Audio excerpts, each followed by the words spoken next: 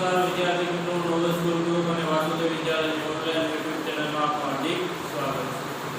વાત કરતા હતા વનસ્પતિનો પ્રજનન ચેપ્ટર નંબર 12. બરોબર. હવે એની અંદર ટોપિક નંબર કાલે ભણ્યા હતા આપણે ફળ અને બીજનું નિર્માણ. ફળ અને બીજનું નિર્માણ. કઈ રીતે ફળ અને બીજ ઉત્પન્ન થાય એની વાત આપણે આજે કરવાની છે. બરોબર. એની પહેલા ફળ વિશે આપણે વાત કરી લીધી હતી અને અત્યારે જે વાત કરવાની છે ફળ અને બીજનું નિર્માણ. ફળ પછી અંડાશય ફળમાં પરિણમે છે અને પુષ્પના બીજા ભાગો ફરી પડે છે. ફળ એ પાકડી ગયેલી પરિપક્વતા પામે અંડાશય છે. ફળ જે છે પાકી ગયેલું હોય છે, પરિપક્વ થઈ ગયેલું, બરોબર, વ્યવસ્થિત રીતે વૃદ્ધિ અને વિકાસ થઈ ગયેલો છે અંડાશય છે. અંડકોષમાંથી બીજ નિર્માણ પામે છે. બીજ રક્ષણાત્મક બીજાણુમાં ભ્રૂણ ધરાવે છે. બીજ છે રક્ષણાત્મક બીજાણુની અંદર ભ્રૂણ ધરાવે છે. કેટલાક ફળો માસલ અને રસાળ હોય છે, જેવા કે કેરી, સફરજન અને નારંગી. કેટલાક ફળો કઠોળ અને શુષ્ક હોય છે, જેવા કે બદામ, અખરોટ. આ બધા જે આપેલા છે, બરોબર, કે અમુક જે છે કેવા વિધા, તો કે અમુક જે છે એ માસલ હોય છે અને અમુક જે છે શુષ્ક હોય છે. તે કારણે કે કઠોળ અને માસલ એટલે કે પોચા. દાખલા તરીકે કઠોળ ખાવાની મજા આવે કે પોચા. તો કોઈ આપણે દ્રાક્ષ આપે, કોઈ આપણે સફરજન આપે, તેની અંદર આપણે ખાવાની મજા આવે. એ જ જગ્યા પર કોઈ આપણે અખરોટ આપે, કોઈ આપણે બદામ આપે, કોઈ આપણે મગ આપે, કોઈ આપણે ચણા આપે, તો આપણે સરળતાથી ખાઈ શકતા નથી. શા કારણે? તો કે એ વસ્તુ જે છે કઠણ છે, માસલ તરીકે ઓળખાતા નથી. જો માસલ ફળ હોય, માસણ બીજ હોય તો એને સરળતાથી ખાઈ શકાય, અને જો કઠણ હોય એટલે કે શુષ્ક હોય તો એને ખાઈ શકાય નહીં. બીજ ફેલાવો. હવે એની અંદર આની અંદર પાછો મુદ્દો પડે છે તો કે બીજનો ફેલાવો.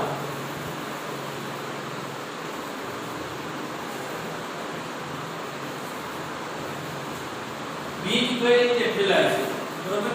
તમે અને મેં જોયું હશે કે જે વિસ્તારની અંદર બીજનો ફેલાવો એટલે કે બીજ જોવા નથી મળતા, વૃક્ષ જોવા નથી મળતા, તેમ છતાં બીજ ઈ વિસ્તારની અંદર વૃક્ષ કેમ થાય છે?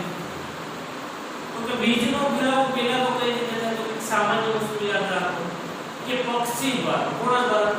પક્ષી દ્વારા. જો લીમડાની અંદર લીંબોડિયા આવે છે, અત્યારે ઉનાળાની અંદર લીમડાની અંદર લીંબોડિયા આવે છે. આ લીમડાની અંદર લીંબોડિયા જે આવે છે, આ લીંબોડિયાને પક્ષીઓ જે છે ખાઈ જાય છે. શું કરે છે? ખાઈ જાય છે. હવે લીમડાનો કે રોગ નથી થતો કે લીમડાનો બી વાવી દે તો ઉગતું નથી. પણ એ કેમ ઉગે છે? લીંબોડિયું તમારા લીમડામાં હોય એમ તમે વાવી દે તો ઉગવાનું નથી.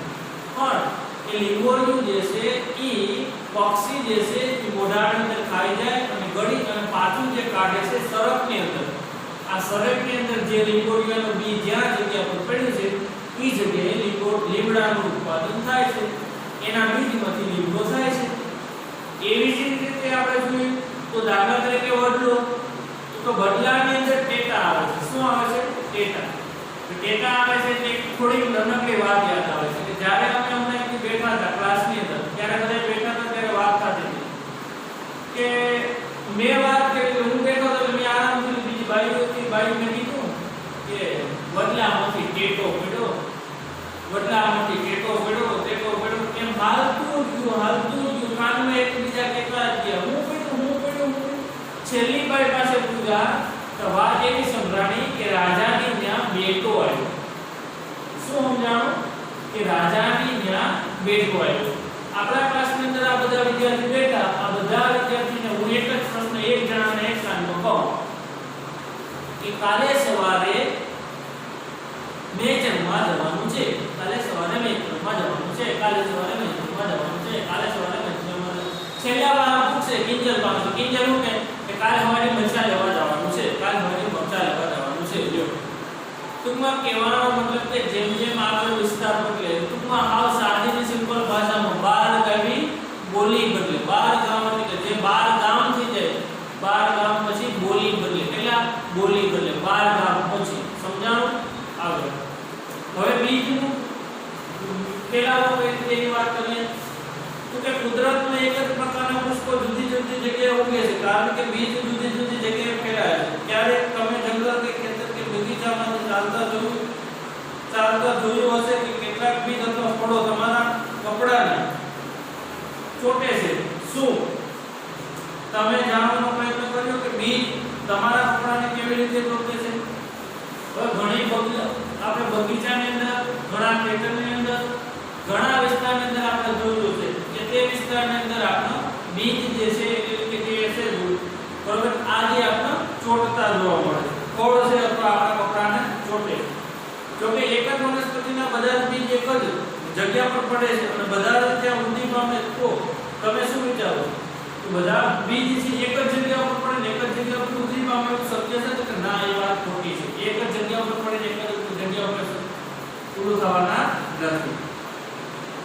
શું થશે? અહીં સૂર્યપ્રકાશ, પાણી, ખનિજ ક્ષારો અને જગ્યા માટે સખત સ્પર્ધા જોવા મળે છે. પરિણામે આ બીજ તંદુરસ્ત વનસ્પતિ તરીકે વૃદ્ધિ ન પામે. વનસ્પતિને બીજના ફેલાવાની પ્રક્રિયા દ્વારા ફાયદો થાય છે. તે વનસ્પતિ અને કુકડોમાં સૂર્યપ્રકાશ, પાણી અને ખનિજ ક્ષારોની સ્પર્ધા અટકાવે છે.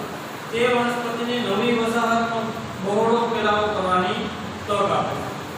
હવે શું કીધું કે દાખલા તરીકે કોઈ વનસ્પતિ છે, આ વનસ્પતિની વાત કરીએ ત્યારે એ વનસ્પતિની અંદર જે વસ્તુ જોવા મળે છે એ વસ્તુ આપણે સામાન્ય રીતે એ વસ્તુ જોઈએ તો કે જે વનસ્પતિની અંદર જે ફૂગ છે, ફૂગ દ્વારા એટલે કે ફળ દ્વારા બરોબર જે બીજ છે એક જ જગ્યાએ જો પડી જાય તો એક જ જગ્યાએ રહે તો આગળ શું થવાનું છે? તો કે આગળની અંદર એ જે બીજ છે એકની જગ્યા પર ફેલાવો થાય અને એકની જગ્યાએ ઉગવાના નથી.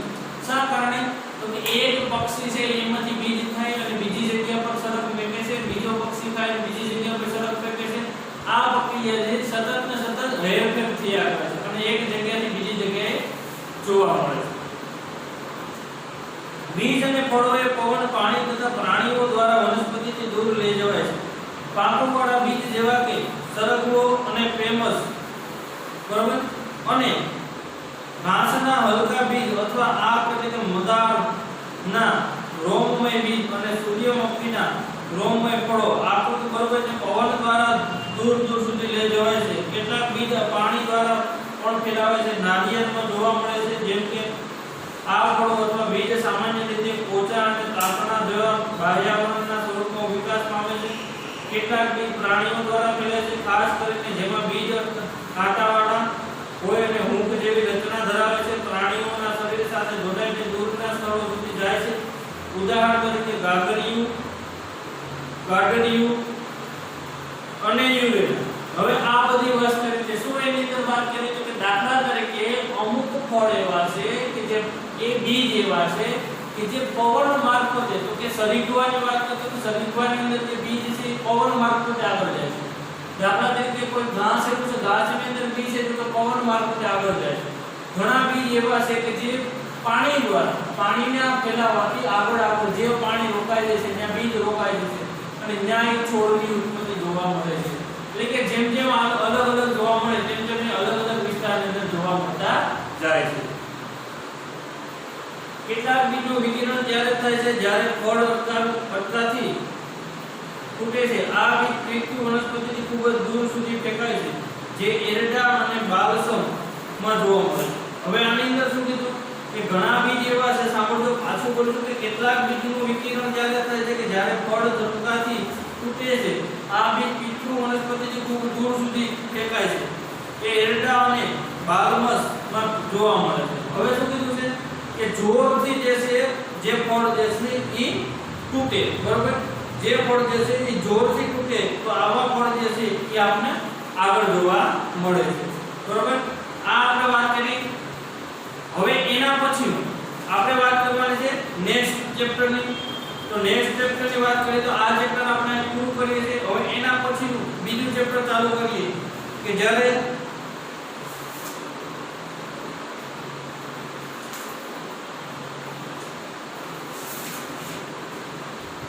સજીવોમાં શ્વસન. એના પછીનું નેક્સ્ટ ચેપ્ટર છે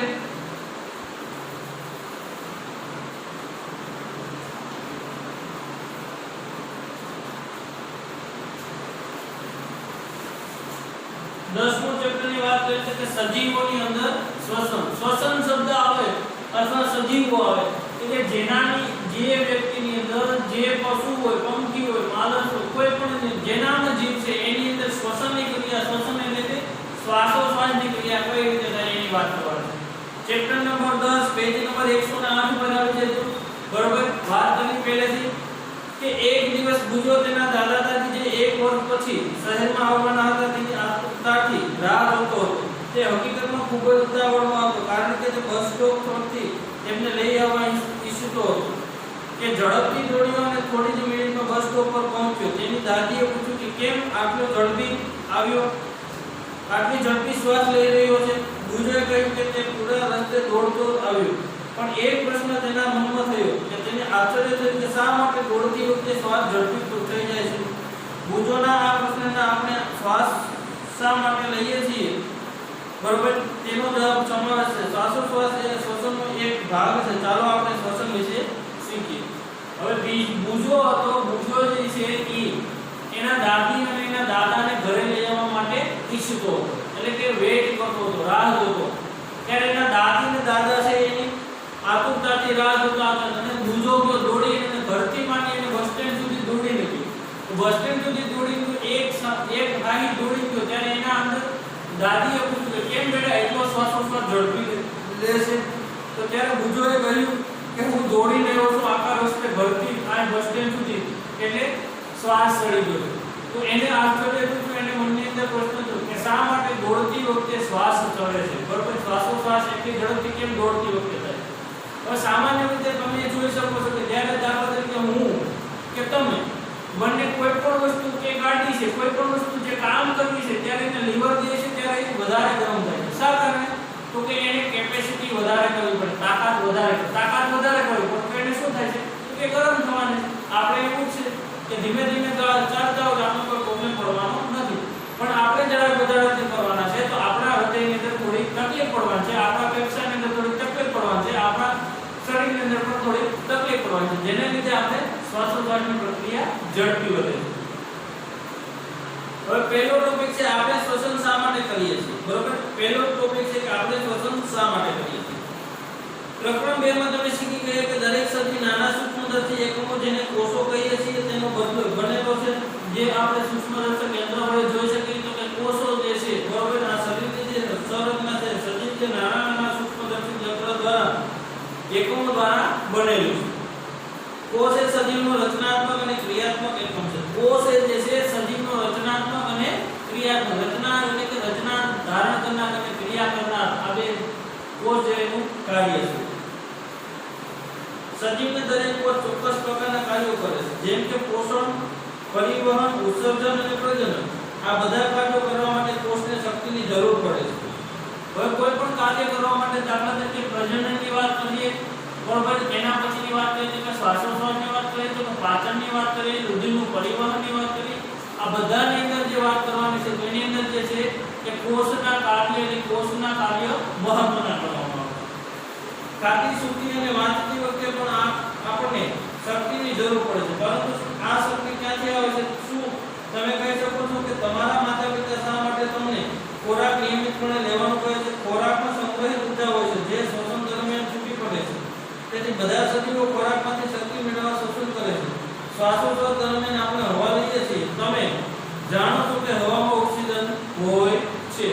હવે આપણા મમ્મી પપ્પા આપણે શું કરે છે કે શ્વાસોશ્વાસની પ્રક્રિયા કરવા માટે, શ્વસન માટે આપણા બરોબર કાર્ય કરવા માટે અથવા આપણા પોષક તત્વોની અંદર જે પોષક તત્વો ઘટેલી શક્તિ ઘટેલી એટલા માટે આપણા મમ્મી પપ્પા આપણે દરરોજ નિયમિતપણે ખોરાક લેવાનું કહે છે.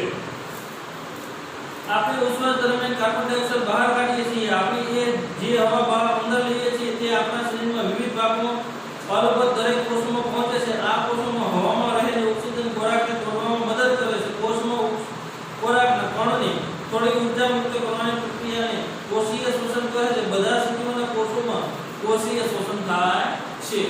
હવે અહીંયા શું કીધું કે બધા શરીરની અંદર બધા ભાગ છે તે બધા ભાગની અંદર જે શોષણ કરવાનું કાર્ય છે બધા ભાગની અંદર જોવા મળે છે, પણ જે અમુક કાર્ય છે એ શોષણ કરવા માટે સક્ષમ હોય છે. અમુક વિસ્તારની અંદર જે આપણું જે શોષણ લઈએ છીએ, દાખલા તરીકે ઓક્સિજન અંદર લઈએ છીએ, કાર્બન ડાયોક્સાઇડ આપણે બહાર કાઢીએ છીએ. જો અલબત્ત રીતે એટલે કે જે શરીરના વિવિધ ભાગ છે, આ વિવિધ ભાગ બુદ્ધિ છે આપણો કોઈ જે ઓક્સિજન લીધેલો છે વિવિધ ભાગ સુધી પહોંચાડવામાં આવે છે, બરોબર. એના પછીનું જે છે કોષમાં ખોરાકનું પાચન ઓક્સિજન સાથે કઈ ક્રિયા કરે છે, આ બધી વાત આપણે જે કરવાની છે, બરોબર, એ આપણે નેક્સ્ટ લેક્ચરમાં પાછા મળશું ત્યારે કરશું, બરોબર. આપણે પાઠની શરૂઆત કરી કે સજીવોમાં શ્વસન, બરોબર, આ સુધી રાખી. હવે આપણે જે પાછું કરવાનું છે નેક્સ્ટ ટાઈમ પાછું આપણે ચાલુ કરશું, બરોબર. આ સુધી રાખી ચેપ્ટર નંબર 12 વનસ્પતિનો પ્રજનન એ આપણે પૂર્ણ કર્યું, બરોબર. આના વિકલ્પો, ખાલી જગ્યા અને એક પ્રાર્થના અને ખરા ખોટા આ તમારે પાકી પુતલા રફ ચોપડાની અંદર લેસનમાં લખવાના છે અને પાકા કરવાના છે. નેક્સ્ટ ટાઈમ જ્યારે આવો ત્યારે હું તમને પૂછીશ. ઓકે, આ સુધી રાખી. અસ્તુ. જય હિન્દ, જય ભારત.